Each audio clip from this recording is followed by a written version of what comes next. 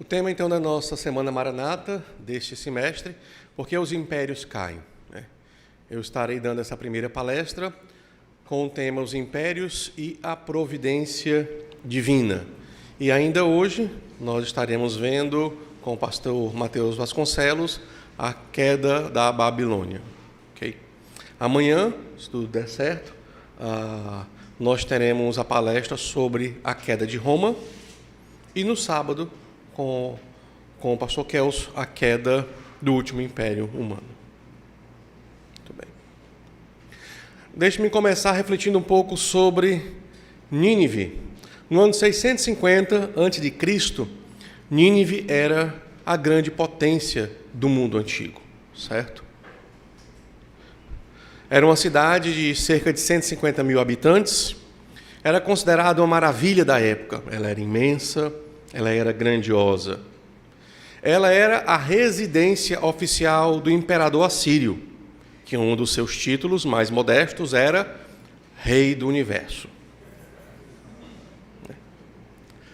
Era uma cidade altamente fortificada, certo?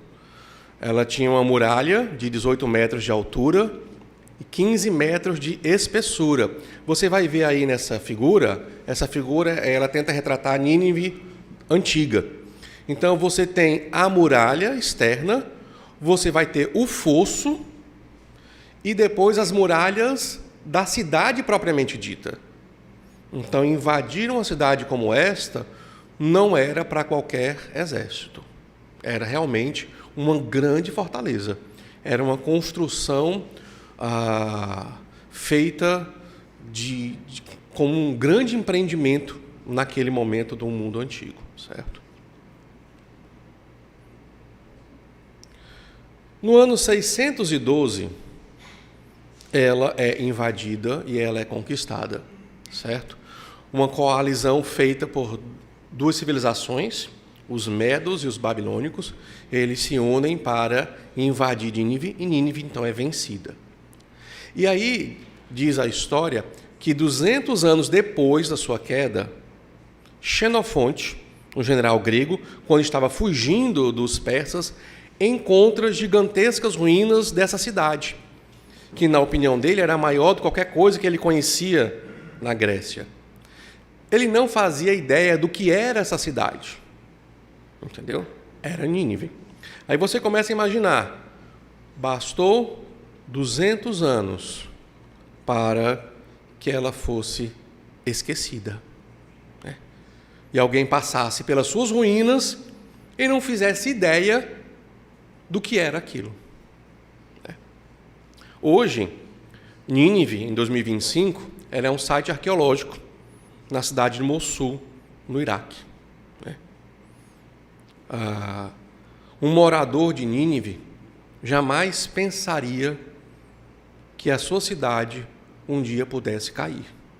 Imagine você morando, deixa eu voltar aqui, nessa cidade suntuosa, altamente protegida, né?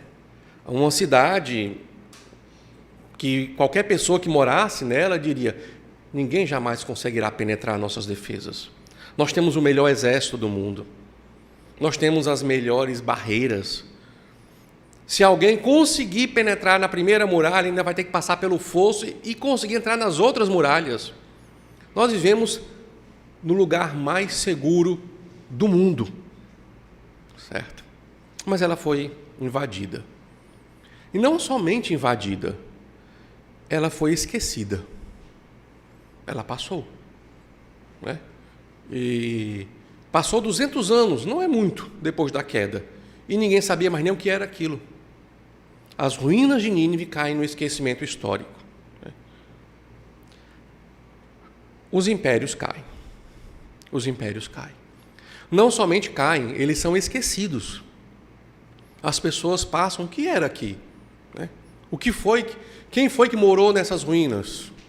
O general Xenofonte não sabia, depois é que ele veio a descobrir.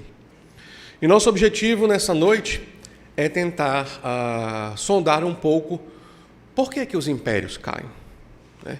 Impérios que quem mora naquele império sente a firmeza do império, sente a força e o poder daquele império.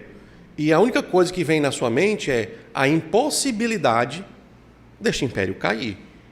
Ou de um dia, a nossa civilização, vamos supor que eu fosse um ninivita, eu jamais pensaria que a minha civilização um dia deixaria de existir. Seria apagada do mapa, apagada da face do planeta. Né?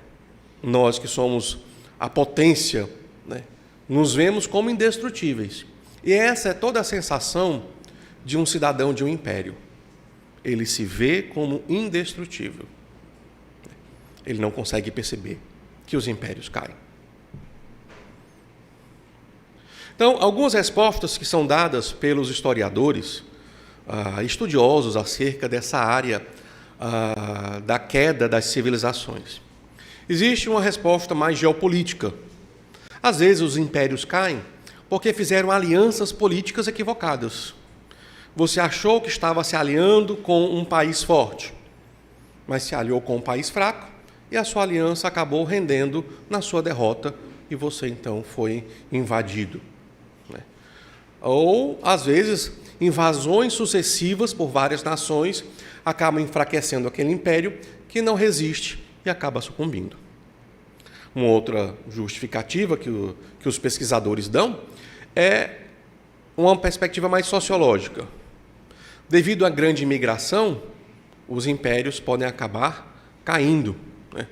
Alguns estudiosos acerca daquela questão no Egito, por que o faraó que se levanta não conhecia mais José.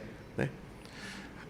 Quando você começa a dar uma olhada naquela história, você vai perceber que povos do mar migraram para o Egito e eles receberam esses povos do mar de braços abertos, até que eles começam a se tornar mais numerosos e mais fortes que os próprios egípcios e acabam tomando o poder. Então se instaura uma guerra, onde o último reduto egípcio acaba sendo a cidade de Tebas, que eles então expulsam esses imigrantes e o faraó, o novo faraó, acaba sendo um líder tebano, que não conhecia a história que havia se dado mais ao norte, né?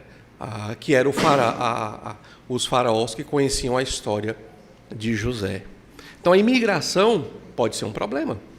A imigração, por isso que esse faraó tebano tinha grandes problemas com os israelitas crescendo, que ele tinha medo que acontecesse a mesma coisa que aconteceu com os povos do mar.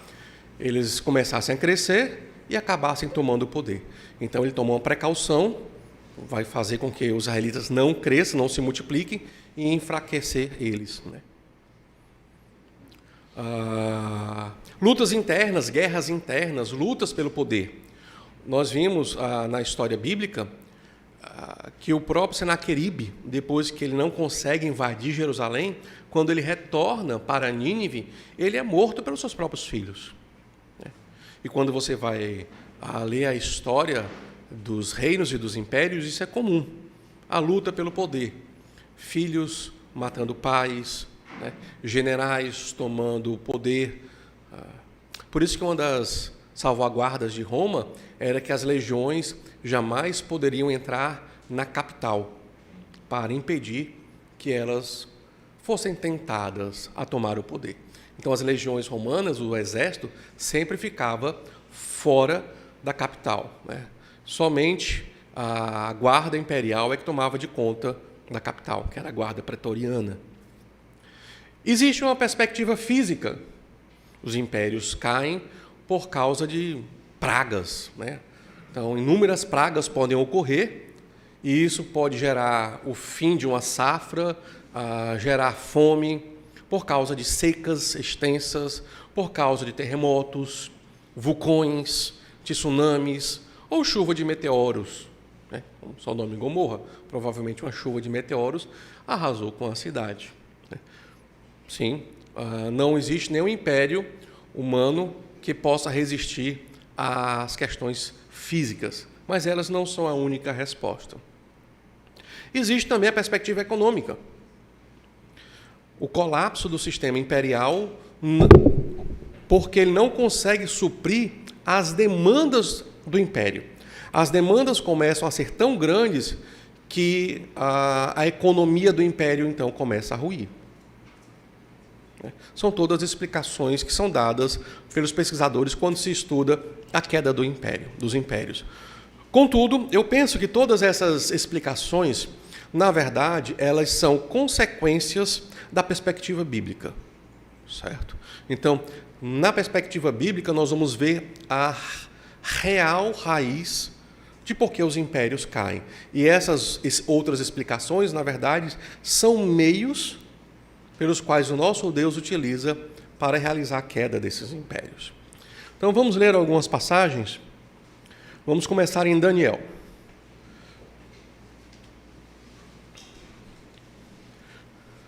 Daniel, capítulo 4, versículo 17.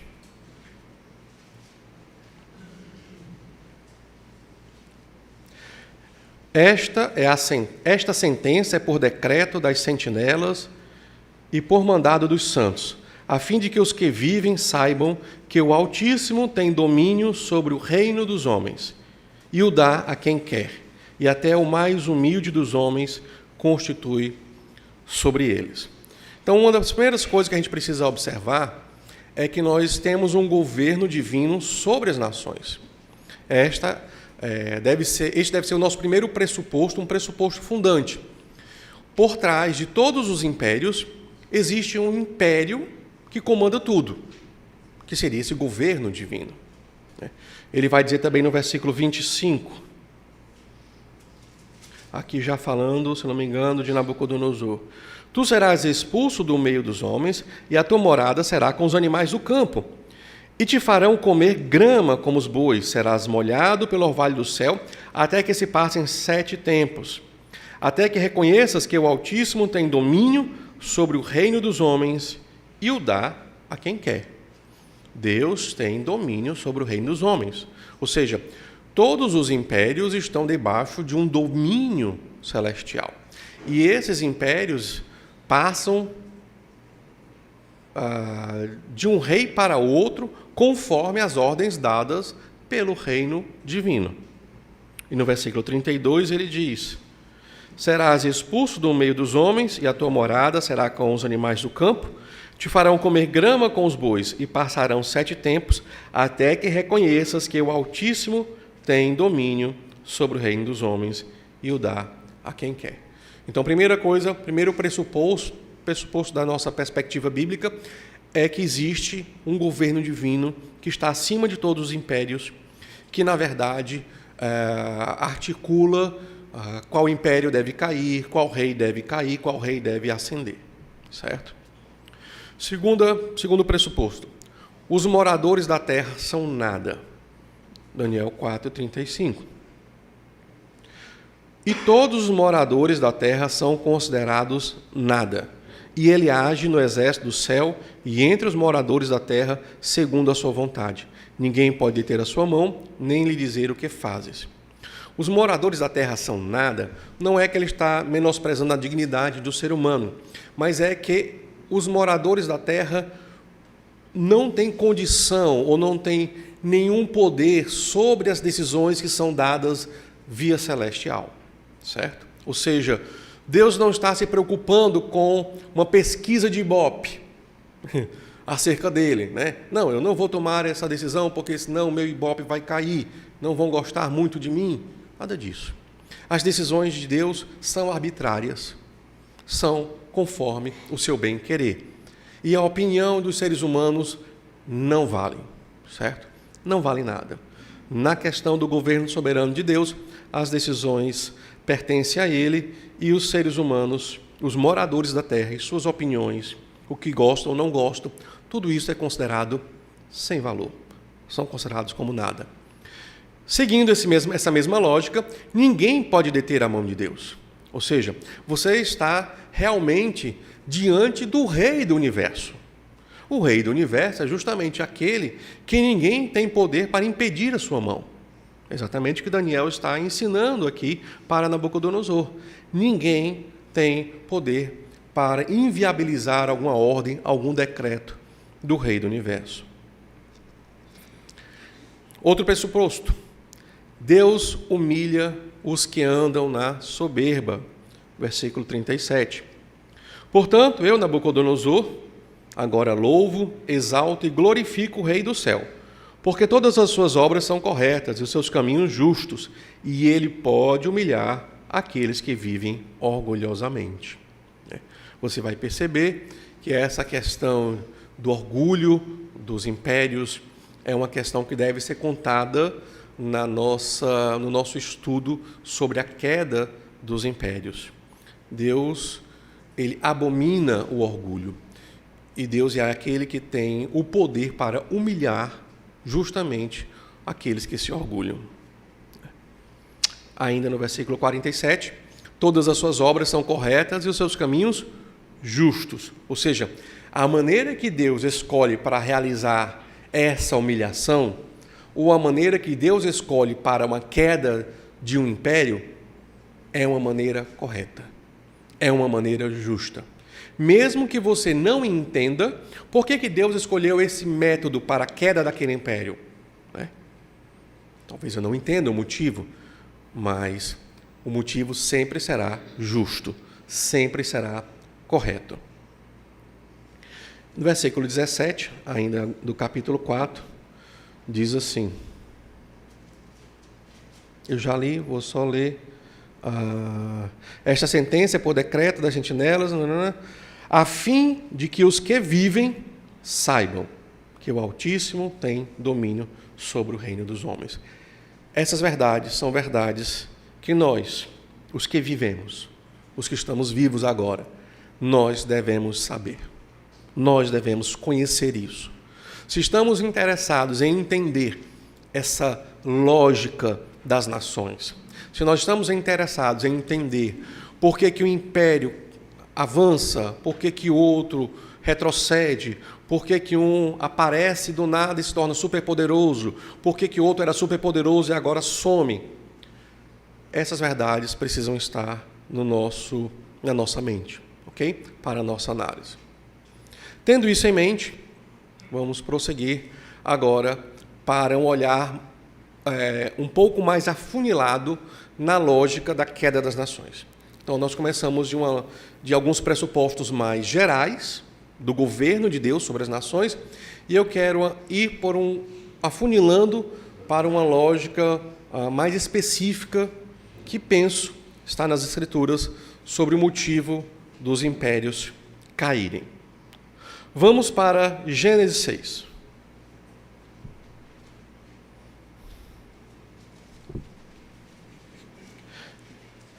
Deixe-me ler Gênesis 6, do versículo 5 até o versículo 13.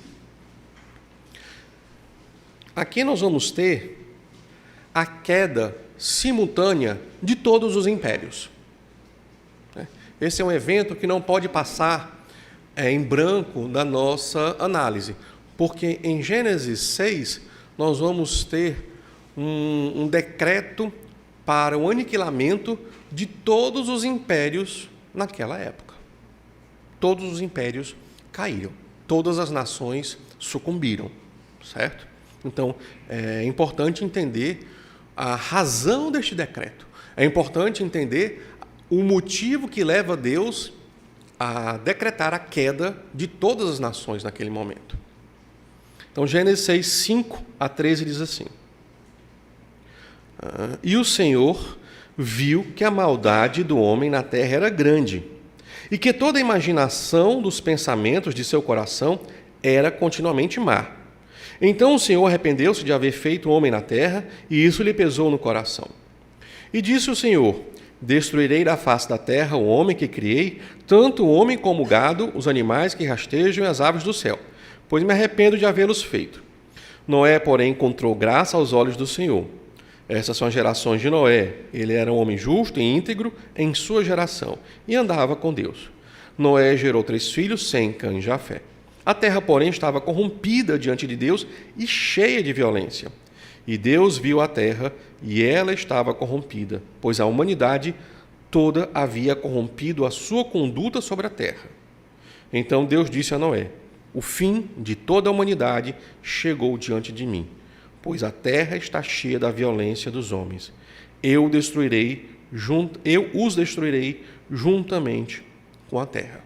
Então nós chegamos num momento da história da humanidade em que o pecado de toda a humanidade chega a limites inaceitáveis por Deus. Deus, veja a maneira como o autor fala, toda a humanidade está cheia, todos estão corrompidos, todos fazem o mal, todos só pensam em maldade. É como se chegamos num momento da história da humanidade em que Deus diz, não pode mais continuar. Chegou num nível de tolerância que não será mais aceito. Então, é decretada a destruição de todos os impérios, certo? De todos os impérios. Você vai perceber, pelos exemplos que nós vamos apresentar, que esta lógica se repete, certo? Essa lógica vai se repetir. Em Gênesis 15,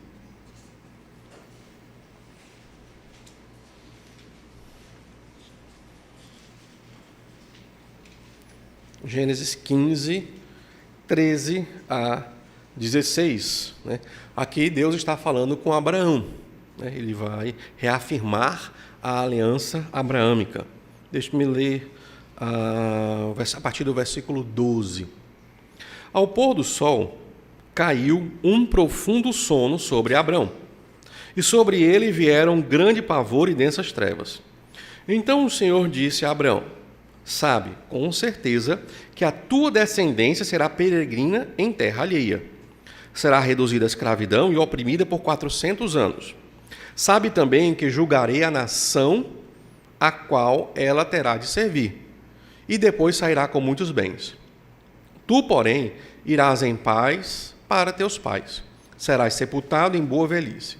Na 4ª geração, tua descendência voltará para cá, porque a medida da maldade dos amorreus ainda não está completa.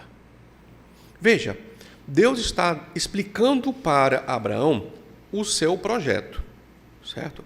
Deus está dizendo para Abraão os passos do que vai acontecer, do que Deus tem arquitetado, do que Deus tem projetado para o futuro dos descendentes de Abraão, passo a passo, bem certinho, bem arrumadinho. Ó, Abraão, vai acontecer assim. Primeiro, você vai ser peregrino, certo? Os seus descendentes vão ser escravos, em terra alheia. Então, vão ser escravos lá no Egito, por 400 anos. Depois, vão sair de lá e só depois é que vão voltar para cá. Abraão está em Canaã. Então, Abraão já sabe, bem, de acordo com o plano que Deus está me apresentando, não é agora que eu vou possuir e vou ser dono dessa terra. Não é agora. Ainda vai durar pelo menos aí uns 400 anos pela frente. O meu povo, os meus descendentes vão morar em outra terra e só depois é que vão voltar para cá. E aí Deus dá uma explicação para isso. Por que que você não pode agora possuir essa terra? Por que que a tua descendência não pode ser dona da terra agora? Por que que tem que passar por esse processo de 400 anos? Porque no planejamento de Deus existe um critério que precisa ser cumprido. A maldade, a medida da maldade dos amorreus ainda não está completa. Então, existe uma justificativa lógica na mente de Deus para a expulsão dos amorreus daquela terra. Eles precisam chegar no nível de maldade que será inaceitável. Quando chegar nesse nível de maldade inaceitável, que só Deus sabe, e nós sabemos que vai durar 400 anos, porque Ele está falando do seu plano, aí eles serão expulsos. Israel vai ser o elemento usado por Deus para tirar os amorreus daquelas terras, para desapossá-los e para dar fim à civilização dos cananeus. Então, os reinos cananeus deverão cair no exato momento em que a maldade deles alcançar o limite que for inaceitável diante de Deus. Então, aí eles vão cair. E Deus diz para Abraão, até lá, ninguém vai tirar os cananeus da terra deles, porque eles ainda não chegaram no nível que é o nível que vai ser necessário para que eles sejam expulsos. Okay? Essa lógica se repete com Sodoma e Gomorra. Certo? Gênesis 18, 20 a 22 e depois 19, 12 e 13. Gênesis 18, 20 a 22 diz assim. Eu vou ler a partir do 17. Então o Senhor disse: esconderei de Abraão o que faço, visto que ele certamente virá a ser uma nação grande e poderosa, e por meio dele todas as nações da terra serão abençoadas? Porque eu escolhi a fim de que ele ordene a seus filhos e a sua futura descendência, que guardem o caminho do Senhor para praticarem retidão e justiça, a fim de que o Senhor realize na vida de Abraão o que disse a respeito dele. E o Senhor acrescentou: porque o clamor contra Sodoma e Gomorra se multiplicou, e o seu pecado se agravou muito. Descerei agora e verei se tudo o que eles têm praticado condiz com o clamor que tem chegado até mim. Se não for, saberei. Então os homens, virando-se, foram em direção a Sodoma, mas Abraão permaneceu em pé diante do Senhor. Então, nesse momento, é o momento que Abraão vai orar intercedendo por Sodoma e Gomorra, porque lá morava Ló, certo?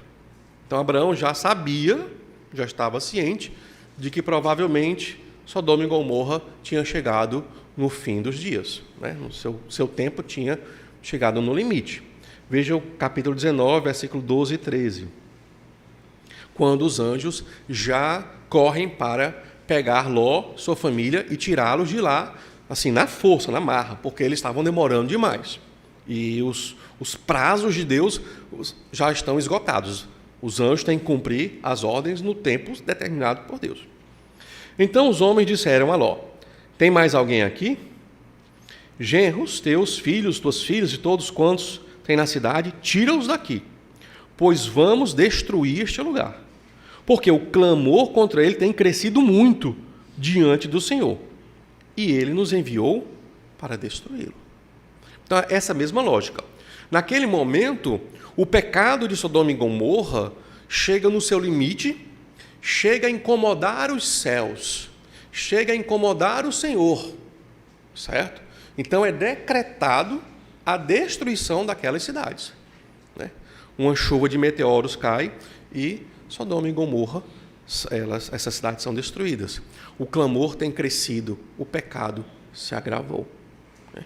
Então os anjos, eles dizem: nós temos que tirar vocês daqui imediatamente, essa cidade será destruída. Pegue todo mundo, chame todo mundo, né? Ainda tem essa chance que é dada aos familiares de Ló. Nínive, né? A própria destruição de Nínive. Vamos para Naum.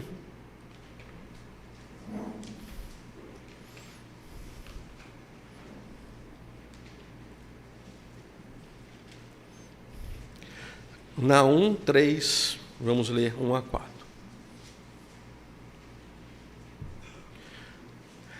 Ai da cidade de sangue, ela está toda cheia de mentiras e de roubo, e não solta sua presa. Atenção, o estalo do chicote, o estrondo das rodas, o galope dos cavalos, o saltar dos carros, o cavaleiro montado, a espada flamejante, a lança reluzente, a multidão dos mortos, um montão de cadáveres, defuntos inumeráveis, gente tropeça nos cadáveres.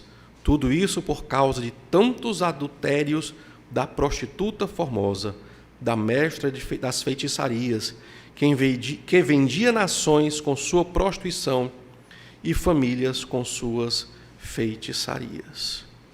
Novamente, o decreto de Deus sobre Nínive é baseado numa plenitude de pecados. Veja como ele diz: a cidade é chamada cidade de sangue, ou seja, você é uma cidade assassina. Muito sangue tem sido derramado por você. Você está cheio de mentiras e de roubo, né? Veja como são utilizadas as palavras. plenitude de pecado, plenitude de mentiras, plenitude de roubo. Chega no momento que agora é o fim. Nínive é uma cidade que foi dada uma chance através do profeta Jonas, né? Ela recebeu uma mensagem, ela recebeu um profeta do Senhor. E agora a cidade recebe o seu decreto de destruição, né? Novamente, porque ela não se arrepende, ou o arrependimento talvez não foi duradouro, então ela volta às suas práticas. Até mesmo o próprio povo de Deus, né? O próprio povo de Deus. Em 2 Crônicas, deixa-me ler aqui.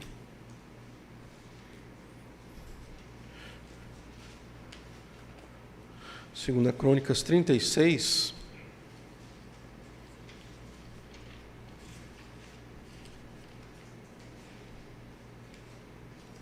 versículo 15 a 20.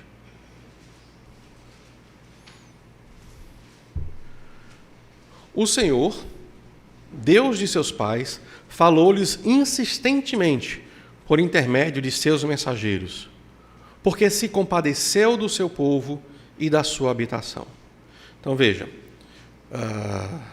Deus está explicando aqui por que Jerusalém é destruída, por que os muros são destruídos, por que o templo é destruído, por que a cidade é destruída, por que a população é aniquilada e os poucos sobreviventes são levados para o cativeiro babilônico. Ele diz, insistentemente, por intermédio dos profetas, Deus tem enviado sua mensagem para aquela cidade. Insistentemente.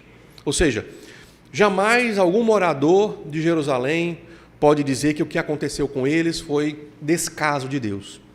Ele nunca mostrou sua vontade para nós. Ele nunca se importou, nunca mandou um profeta aqui para nos avisar que a gente estava indo no caminho errado. Não. Veja que como é construído aqui o texto. Deus está deixando claro que insistentemente ele estava avisando. Ele estava mostrando que aquela cidade, que aquele povo estava indo por um caminho perigoso. Porque se compadeceu do seu povo e da sua habitação. Porém, eles zombavam dos mensageiros de Deus, desprezando suas palavras, ridicularizando os seus profetas. Então, nós temos Deus, por um lado, insistindo em apresentar, olha, não vá por esse caminho, as consequências são devastadoras, não faça isso. E a recepção dessa mensagem. A recepção foi desprezo, deboche. Entendeu?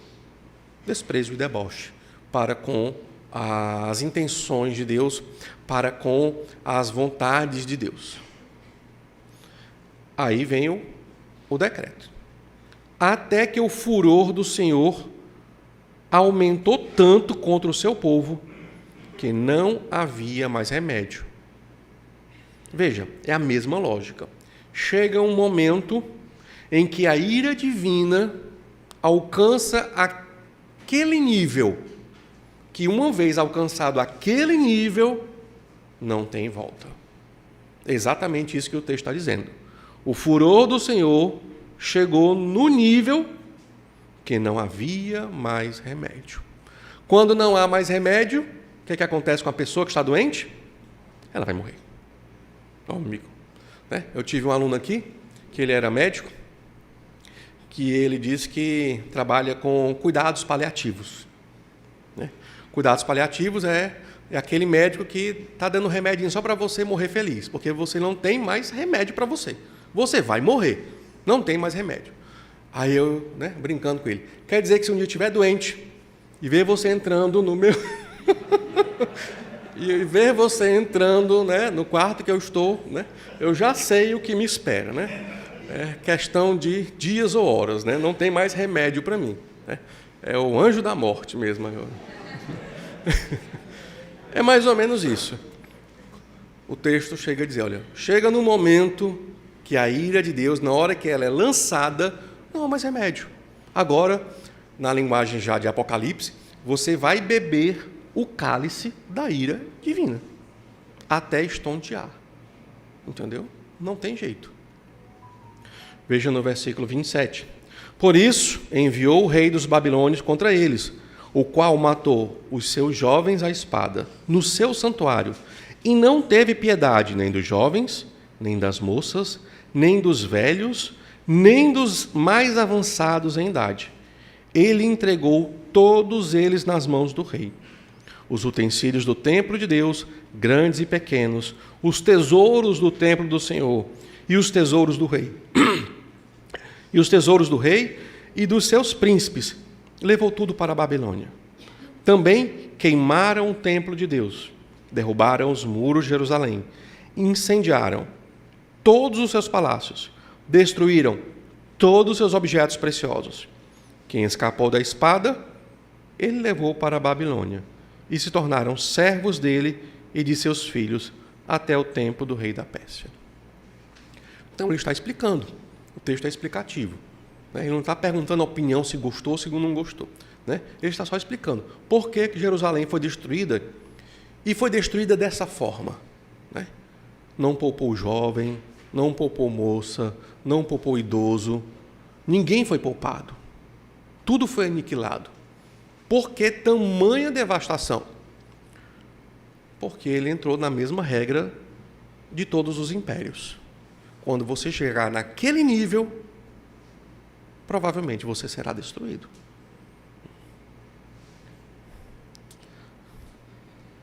Nós temos também um caso celestial.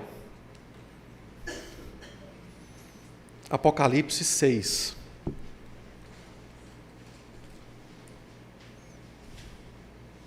Versículo 9 até o versículo 11.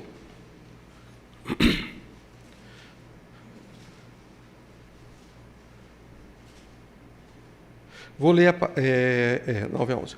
Quando ele abriu o quinto selo, vi debaixo do altar as almas dos que haviam sido mortos por causa da palavra e do testemunho que deram.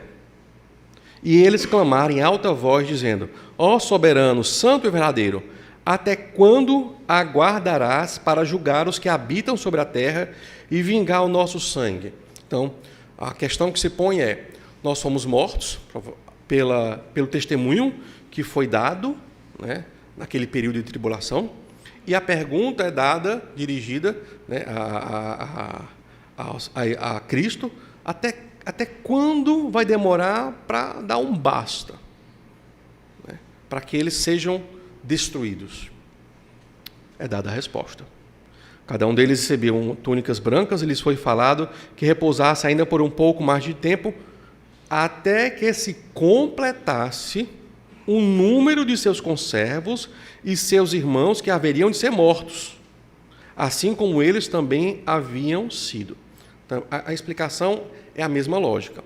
Olha, vocês vão ter um pouco mais de paciência, porque é preciso completar um número de maldade. A maldade ainda não chegou naquele limite que é o limite da destruição. Ou seja, os impérios da terra vão ainda matar mais gente. E tem que matar um número que é o número que chega no limite do inaceitável. Quando chegar nesse limite, aí será o julgamento deles. Entendeu? Então, a resposta que é dada aos santos no céu é a mesma lógica que nós estamos vendo. Certo? Quando se completar aquele ponto que só Deus sabe, que pertence ao juízo soberano de Deus, eles serão destruídos. Entendeu? Então, a tese que quero apresentar é: quando a medida da maldade se completa, não há mais remédio para aquela nação. Então, talvez não seja a única explicação, mas eu penso que essa é uma explicação bíblica porque os impérios caem. Quando a maldade daquele império chega no limite inaceitável por Deus, não há mais remédio para aquele império. Ele irá cair. Seja até mesmo o próprio povo de Deus, no caso, Jerusalém. Então, eu penso que um meio usado por Deus para a queda das nações, ou seja, nós temos o objetivo, a meta, o fim, mas eu penso que o meio que Deus utiliza é quando Deus entrega as pessoas ao seu próprio pecado. Deixa eu ler para você Romanos capítulo 1,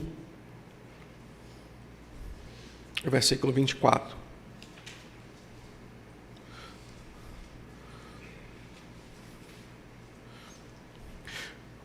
Por isso, Deus os entregou à impureza sexual, ao desejo ardente dos seus corações para desonrarem seus corpos entre si. Pois substituíram a verdade de Deus pela mentira e adoraram e serviram a criatura em lugar do Criador, que é bendito eternamente. Amém. Por isso, Deus entregou às paixões desonrosas, porque até as suas mulheres substituíram as relações sexuais naturais pelo que é contrário à natureza. Os homens, da mesma maneira, abandonando as relações naturais com a mulher, arderam em desejo sensual uns pelos outros, homem com homem, cometendo indecência e recebendo em si mesmos a devida recompensa do seu erro. Assim, por haverem rejeitado o conhecimento de Deus, foram entregues pelo próprio Deus a uma mentalidade condenável para fazerem coisas que não convêm. E aí você, por meio dessa entrega de Deus, dessas pessoas aos seus próprios pecados, nós vamos ter uma sociedade mergulhada em trevas. Olha que tipo de pessoas começam a habitar nesse tipo de sociedade.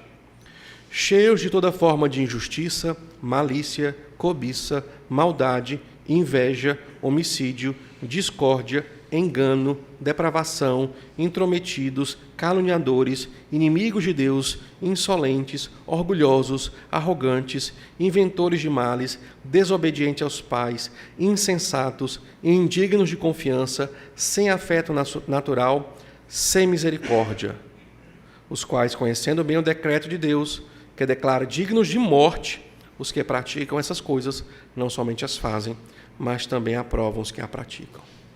Então, imagina agora a sociedade entregue aos seus próprios pecados e aumentando o número desse tipo de gente naquela sociedade. Isso faz com que rapidamente ela alcance aquela medida, a medida da sua própria destruição. Entendeu? Em Daniel nós vamos ter o mapa dos impérios, né, na estátua de Nabucodonosor, do sonho dele.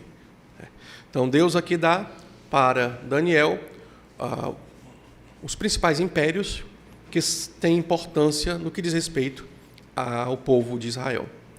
O primeiro império é o babilônico, o segundo império o medo-persa, o terceiro império o grego, depois o Império Romano, e do Império Romano até o Império Romano restaurado, nenhum império é de relevância crucial para a história de Israel, né? A não ser esse último império, que será destruído pela pedra que vem dos céus e destrói tudo, né? Que seria que é o império, o reino de Deus, né? Então, algumas reflexões para nós já irmos para o final. A única nação que não pode deixar de existir hoje no plano de Deus é Israel. É a única que não pode ser destruída, porque Deus prometeu algo a ela e tem que cumprir.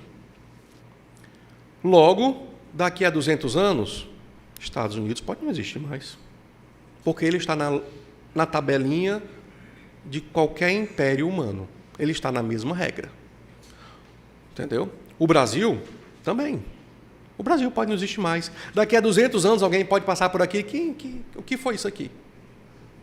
Entendeu? Quem é que morava aqui? Os brasileiros. Né? Então, nós temos a mesma lógica de todo morador de grandes cidades, de grandes impérios. Nunca seremos esquecidos. Nunca vai passar. O Brasil sempre vai existir. Os Estados Unidos sempre existirão. A Rússia sempre existirá. Né? Essa é uma terrível ilusão. Todo morador de uma época sempre acha que o seu tempo jamais passará. Mas passará. Entendeu? Passará. Como eu falei, somente Israel. Porque Deus prometeu a ele, coisas precisam ser cumpridas. Mas não foi feita mais nenhuma promessa a nenhuma outra nação. Então qualquer nação pode sumir do mapa. E dentro de 200 anos, estar em ruínas e ser esquecidas. Entendeu? Nós não sabemos como será o futuro. Entendeu? Não foi dado nenhuma garantia ao Brasil de que nós não vamos padecer. Seja por um cataclisma físico. A ira de Deus pode se manifestar das maneiras mais criativas. Né? Nós podemos ser destruídos por um terremoto, por uma chuva de meteoros, e literalmente apagados. Sermos apagados do mapa. Entendeu? O compromisso, diante disso, o compromisso maior da igreja não é com o império, com uma nação ou com um partido. É muito importante. Os impérios caem, os impérios passam. Os impérios são transitórios. O nosso compromisso como igreja é apenas com o reino de Deus, que, no final das contas, é o único império que durará para sempre. Certo? Ok. Eu tenho ainda uns 4 a 5 minutos e eu gostaria de abrir para alguém que queira fazer alguma pergunta nesses 5 minutos finais. Se eu souber responder, obviamente. Pastor Geraldo.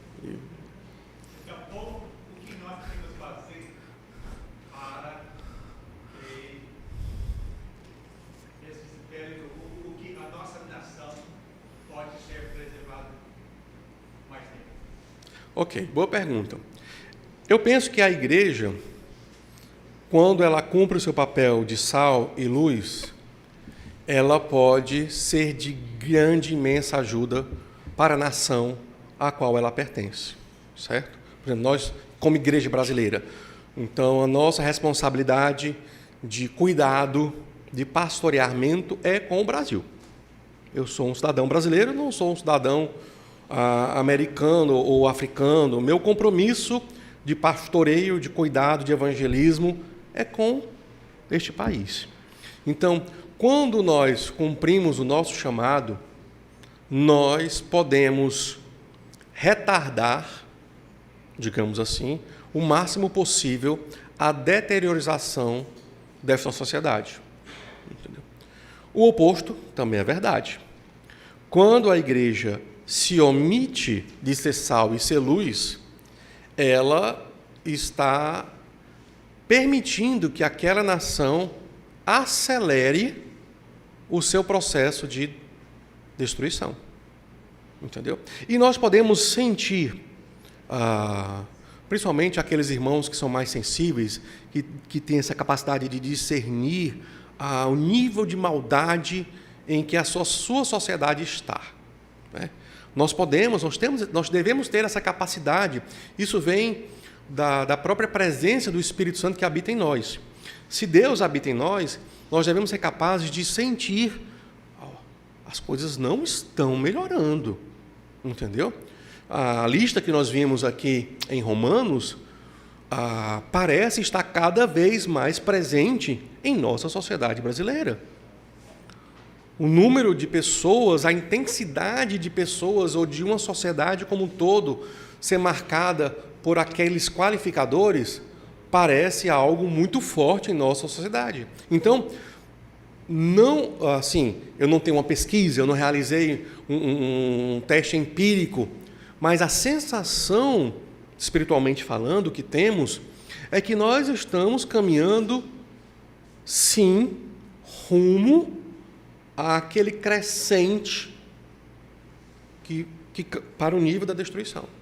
Entendeu? Nós não estamos melhorando, nós estamos piorando. Essa é a sensação que temos cada vez mais. Irmão, levanta a mão.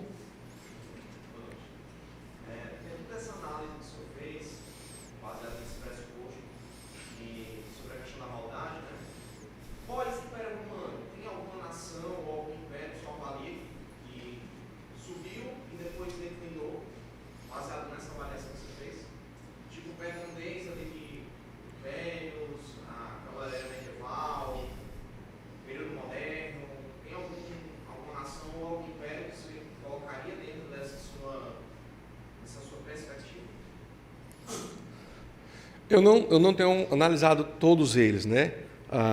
É tanto que nós vamos ver ainda hoje a Babilônia, amanhã o Império Romano, o pastor Kelso vai falar do último império, mas se você der uma olhada rapidamente na história desses reinos, por exemplo, você vai perceber, até na época moderna, a Primeira Guerra Mundial, Segunda Guerra Mundial, você vai perceber países islâmicos, reinos totalitários. Então, muitas dessas sociedades ainda não sumiram, porque somos contemporâneos ainda, mas elas estão cada vez caminhando para uma catástrofe. E aí você precisaria só um pouco mais de estudo para perceber as razões que estão por trás disso. Obviamente, eu estarei trabalhando com um material que não é inspirado. Então, preciso só dessa cautela, né? Na minha palestra, eu trabalhei com um material garantido, que é a Palavra de Deus.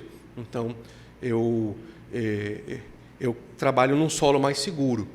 Quando eu vou analisar outras sociedades que não estão alistadas aqui na palavra, eu trabalho com um solo um pouco mais contraditório, movediço, porque são dados que vêm de pesquisas feitas pelos seres humanos. Só tem que levar isso em consideração. Eu quero sugerir que nós vimos, pelo menos na minha juventude, da década de 60, da década de 70, em que os países que eram colonizadoras, como a União Britânica, que tinha tantos colônias no mundo inteiro, e Portugal, Espanha também, que guerra depois guerra perderam aquelas colônias e precisavam de deixar aquelas nações se tornarem, aquele povo se tornarem uma nação independente, especialmente dos índios do Brasil. Uhum. Né? Mas merece um estudo. Sim. De ver razões que são compatíveis com o que nós temos ouvido hoje. Exatamente. Nós vamos ter agora o intervalo só um minuto. E a questão do lançamento do livro do pastor Thiago vai ser agora, né, no intervalo? Pronto. Então, João Pedro, é rápida? Uhum. Como é que eu consigo o fato de que hoje Israel é uma nação majoritariamente secular, com esse fato de preservá-lo como nação? Deus preservá-lo como nação. É questão de promessa. Entendeu? É graça. Independe da sua justiça. É graça. Deus resolveu fazer uma promessa aos descendentes de Abraão, independente da bondade desses descendentes. Entendeu? Então, foi só para ele. Não foi para mais ninguém. Entendeu? Então, por isso é que os descendentes de Abraão precisam permanecer. Ok? Então, vamos ter o nosso intervalo.